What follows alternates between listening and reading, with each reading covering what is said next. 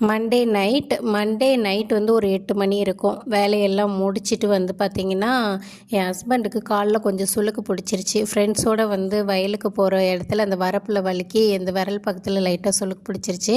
சுடு தண்ணி ஒத்தடம் கொடுத்தேன், அந்த அளவுக்கு எஃபெக்டிவாக இல்லை அப்படின்னு சொல்லிட்டு, இது வந்து ஐஸ் ஒத்தடம் கொடுக்குறேன், இது கொஞ்சம் நல்லா இருக்குன்னு சொன்னாங்க. அதனால் வந்து ஐஸ் ஒத்தடம் கொடுத்துட்ருக்கேன். ஹாஸ்பிட்டலுக்கு போனாங்க, பெருசாக எதுவும் இல்லைன்ட்டாங்க.